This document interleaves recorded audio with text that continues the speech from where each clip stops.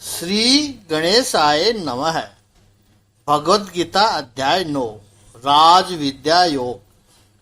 समस्त विश्व के लोगों को आध्यात्मिक प्रेरणा मिलती रहे, सदग्रंथों के द्वारा एकेडमिक क्लास के माध्यम से उस प्रक्रिया को आगे बढ़ाते हुए यह अध्याय राज विद्या राज गुह्य योग है,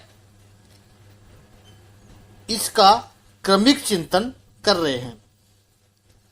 अधिकतर लोगों ने, विद्वानों ने स्वीकार किया है कि भगवत गीता जो 18 अध्याय है उसमें उसके 3 विभाग है। पहले अध्याय से लेकर 6ठे अध्याय तक कर्म योग है, 7वें अध्याय से लेकर 12वें अध्याय तक भक्ति योग है और 13वें अध्याय से लेकर के 18वें अध्याय तक ज्ञान योग है। कर्म, भक्ति और ज्ञान, ये 3-3 6 अध्याय के 3 प्रकरण है। कई बार इसका हमने चिंतन भी किया है, बताया भी है। आज जब हमें इस 9वें अध्याय का प्रारंभ करते हैं तो यह कुछ विशेष खंड है, ऐसा कई महापुरुषों के दर्शन के आधार पर कह रहे हैं। एक विशिष्ट खंड है।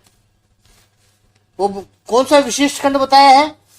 वो है अध्याय 9 से लेकर के 15 अध्याय तक।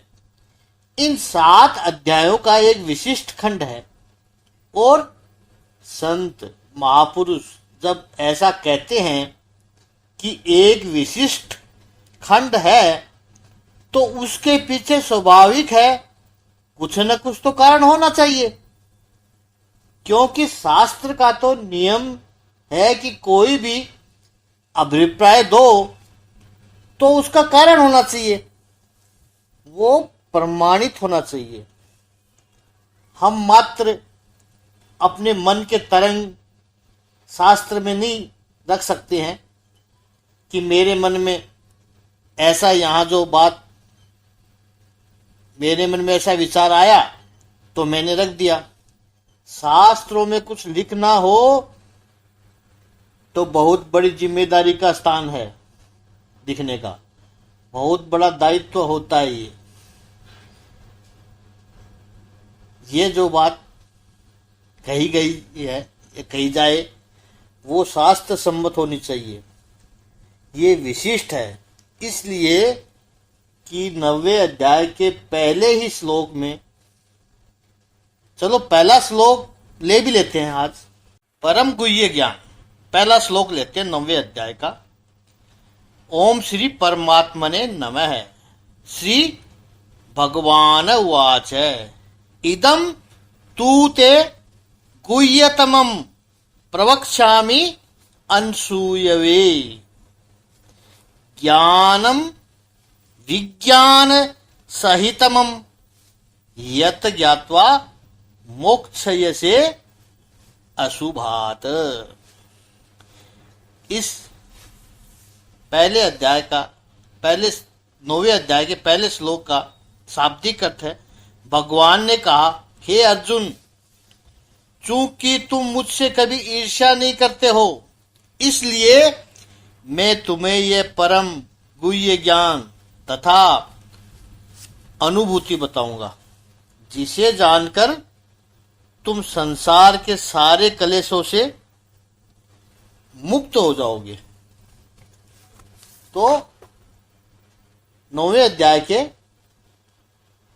पहले श्लोक में भगवान कहते हैं, अर्जुन, तू जो ईर्ष्या रहित है, असूया अर्थ हम समझेंगे, इस असूया अर्थ को अभी ईर्ष्या अर्थ कर रहे हैं, लेकिन ईर्ष्या और असूया में जो अंतर है उसको हम देखेंगे। तो असूया रहित, ऐसा तू जो है अर्जुन, तुझे इदम गुह्यतमम ज्ञानम, ये मोस्ट सीक्रेट ऐसा ज्ञान विज्ञान सहितम, ये जो है वो विज्ञान सहित प्रवक्ष्यामि, यानी मैं तुझे बताऊंगा, यत ज्ञात्वा, जिसको जानकर अशुभात है मोक्ष से, तू अशुभ से मुक्त हो जाएगा, मोक्ष पा लेगा। यह श्लोक बड़ा ही सुंदर है, इसको समझेंगे। जैसा कि हम अक्सर कहते हैं कि कोई भी विषय जब हम लेते हैं, और ये हमारी आदत भी है, तो उसके आरंभ में यानी फाउंडेशन बहुत मजबूत करते हैं। इसलिए शुरू में हम ज्यादा श्लोकों पर चिंतन नहीं कर पाते हैं, फिर गाड़ी का गियर बदलते हैं। लेकिन जो विषय का फाउंडेशन है वो मजबूत होना चाहिए। पहले श्लोक में भगवान ने क्या कहा कि ये गुह्यतम ज्ञान है जो मैं तुझे कहूंगा। अब शास्त्रों में दो बातें होती है, उपक्रम और उपसंहार। उपक्रम यानी शुरुआत, बिगिनिंग, और उपसंहार कंक्लूजन। तो 9वें अध्याय के प्रथम श्लोक में इदम तू ते गुह्यतम अनसूये ज्ञानम प्रक्षामि, ऐसा प्रभु ने संकल्प किया कि ये रहस्य जो ज्ञान है, यानी जो टॉप सीक्रेट जो ज्ञान है, वो तुझे विज्ञान सहित कहूंगा मैं। 15वें अध्याय तो कई लोगों को कंठस्थ याद होता है। अब देखिए 15वें अध्याय के अंत में प्रभु ने क्या कहा है, इति गुह्यतमम शास्त्रम इदम मुक्तम मया नघ एतते बुद्धवा बुद्धिमान स्यात् कृत कृतस्य भारत, कृतस्य भारत। इदम से वहां भी शुरुआत की है, और यहां 9वें अध्याय के पहले श्लोक में और इति से उपसंहार किया है। अंत में हम कहते हैं ना कि जो 7 से लेके 9 से लेके 15वें अध्याय तक एक विशिष्ट खंड है, उस पर इदम से शुरू किया है और इति से भगवान ने 15वें श्लोक के लास्ट के श्लोक में अंत किया है। इस 15वें अध्याय के 20वें श्लोक में ऐसा किया है प्रभु ने। इस श्लोक में 9वें अध्याय के पहले श्लोक में कहा है, हे अनघ, हे निष्पाप अर्जुन, इस तरह यह गुह्यतम शास्त्र जो है वो मेरे द्वारा कहा गया। ये 15वें श्लोक में कह रहे हैं प्रभु, या मैंने तुझे कहा है, ऐसा 15वें श्लोक में लास्ट में कहा प्रभु ने। 9वें अध्याय के प्रथम श्लोक में कहा कि मैं तुझे गुह्यतम शास्त्र कहूंगा। वहां कहा है 15वें श्लोक में कहा मैं तुझे कहा है, और यहां शुरू किया है तो कहूंगा। और 15वें अध्याय के अंतिम 20वें श्लोक में कहा कि मैंने तुझे गुह्यतम शास्त्र तुझे कहा। तो ये गुह्यतम शास्त्र जो है, most top secret of knowledge का ये अलग विशिष्ट खंड, भाष्यकार बताते हैं कि जो 9वें अध्याय से शुरू होकर के 15वें अध्याय तक चलता है, इसका नाम है राजविद्या राजगुह्य योग। ये राजविद्या है, royal science, royal teaching, royal wisdom, और राजगुह्य यानी टॉप सीक्रेट। अब कुछ लोग जो है वो ये शब्द राजविद्या राजगुह्य को ऐसा समझते हैं कि ये तो हमारी समझ में नहीं आएगा, हमें तो कुछ भी पता नहीं चलेगा, क्योंकि ये तो राजविद्या है और राजगुह्य भी है, बहुत सीक्रेट है। लेकिन ऐसा नहीं है। यहां हमें शुरू में यहां हम शुरू में स्पष्ट कर देवें कि यहां कोई भी ऐसा प्रेजुडाइज मत रख लेना, कोई पूर्वाग्रह है मन में रखना ही नहीं है कि बड़ा सीक्रेट नॉलेज है तो हमारे समझ में नहीं आएगा। इसको एक सीधे से दृष्टांत से समझें। जैसे नेशनल हाईवे होता है, उसका संस्कृत में शब्द है राजमार्ग। ऐसा नहीं है कि वो केवल राजा के लिए ही है, वो सबके लिए है, नेशनल। इतना ही नहीं है, जब राजमार्ग कहते हैं तो it is safer, it is straight, और वो बहुत सरल है। दूसरे जो रास्ते हैं वो घूमते हुए रास्ते होते हैं, वो पाओगे आप तो उसमें खो भी सकते हो। तो इससे आसान सीधा रास्ता ढूंढने मत जाना, ये सीधा और सरल रास्ता है। दिस इज फास्टेस्ट वे, सीधा है और सबके लिए है राजमार्ग। जैसे राजमार्ग नाम से कोई डर जाए कि अरे वो तो राजा का मार्ग है, हमारे लिए तो है नहीं, तो वो इस सुविधा से वंचित रह जाएगा। ठीक इसी तरह राज विद्या या राजगुह्य ऐसा समझ के कोई कहे अरे ये तो बहुत बड़ी विद्या है, ये तो कठिन विद्या है, हमारे लिए नहीं है, ऐसा यदि मानेगा कोई तो ये भगवान का पूरा प्रयत्न निसफल हो जाएगा। भगवान राज विद्या जब कहते हैं तो प्रभु ऐसा कहना चाहते हैं कि this for everyone, it is understanding by everyone and it is safe. जैसे राजमार्ग यूजुअली जो उस राष्ट्र की जो राजधानी होती है वहां पर वो जाता है, ऐसे ये राज विद्या कहा जाता है। कहाँ जाएगा? उस राज विद्या का जो रास्ता है वो जीवात्मा से परमात्मा तक पहुंचता है, और असली विद्या वही है जो परमात्मा तक पहुंचाते हैं। तो राज विद्या ये है, ईश्वर तक पहुंचने का सबसे सरल मार्ग है। ये जो गुह्यतम बात प्रभु ने की है, तो संस्कृत में गुह्यतम का अर्थ होता है सीक्रेट।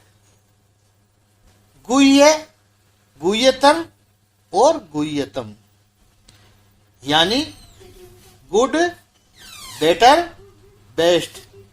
ऐसे ही संस्कृत में गुह्य यानी सीक्रेट, गुह्यतर यानी और ज्यादा सीक्रेट, और गुह्यतम यानी अत्यंत सीक्रेट, गोपनीय रहस्य, अत्यंत गोपनीय रहस्य। भगवान 18वें अध्याय में 63वें और 64वें श्लोक में इन तीनों शब्दों का प्रयोग करते हैं, यानी भगवत गीता का कंक्लूजन करते समय ये तीनों शब्द प्रभु कहते हैं। देखिए आप 63वें श्लोक में कहा है, इति ते ज्ञान माख्यातम गुह्यतम गुह्यतरम मया विमुष्यते तद शेषेण तथेच्छसि तथे यथेच्छसि तथा कुरु। इति कह दिया, यानी लास्ट बात कह दी। कह देते हैं कि अर्जुन, मैंने तुझे ये गुह्यात और गुह्यतर, यहां गुह्यात भी आया है और गुह्यतर भी आया है, यानी गुह्यों से जो गुह्यतर है, यानी जो रहस्य है, उनमें भी जो अधिक रहस्य है, ऐसा ज्ञान मैंने तुझे बताया है। इसलिए तू इसको पूर्ण रूप से विचार करके आगे जो तुझे ठीक लगे, तेरी जो इच्छा है वो तू कर। स्वतंत्रता दे दी अर्जुन को निर्णय करने की। और अगले 64वें श्लोक में कहा है, सर्व गुह्यत मम भूयः शृणु में परमम वचः। स गुह्यत मम यानी गुह्य, गुह्यतर और गुह्यतमम, ये तीनों शब्द भगवान ने इन 2 श्लोकों में एक साथ प्रयोग किए हैं। यानी गुह्यात, गुह्यतर, वो तुझे मैंने जो बताया है। लेकिन अब सर्व गुह्यतम क्या है वो मैं तुझे बताता हूं। और वो क्या बताया प्रभु ने? इष्टोषि में दृढ़ नीति ततो वक्ष्यामि ते हितम। क्योंकि तू मेरा इष्ट है, प्रभु ने अर्जुन को अपना इष्ट माना है, अत्यंत परम मित्र है। और जो तेरी दृढ़ता है, जो तेरी निष्ठा है, वो मुझे पसंद आई है। और इसलिए ते हितम, तेरे कल्याण के लिए अर्जुन मैं ये बता रहा हूं। और वो फिर 18वें अध्याय के 65वें श्लोक में अत्यंत गुह्यतमम है वो बताया। क्या बताया? मन मना भव मद भक्तो मदाजिमा नमस्कुरु मामे विश्यासी सत्यम ते प्रतिजाने प्रियोषि में। मेरे मन वाला बन, मद भक्तो मेरा भक्त बन, मदाज यानी मेरी उपासना करने वाला बन, माम नमस्कुरु मुझे नमस्कार कर, मामे वेश्यसी सत्यम ते प्रतिजाने प्रियोषि में। इतना तू कर लेगा अर्जुन तो मामे वेश्यसी, तू मुझे ही पाएगा। सत्यम ते, मैं तुझे सत्य कहता हूं। प्रतिजाने, जाकर पूरे संसार में तू इसका अनाउंस कर दे, जिसको भी जाकर कहना है कह दे। ये गारंटी वाला वाक्य है जो प्रभु ने कहा है उस वक्त। उस पर कल और चिंतन होगा। बहुत ही सुंदर, सबसे सुंदर अध्याय है ये 9वें अध्याय से लेके 15वें अध्याय तक अति उत्तम ज्ञान आएगा। उस पर हमारा विशेष चिंतन होगा। और प्रत्यक्ष और प्रमाणिकता के साथ शास्त्र से प्रमाणित करके हम हर चीज को व्याख्या करेंगे। ओम आनंदमय भगवान की जय। ओम श्री शांति स्वरूप भगवान की जय।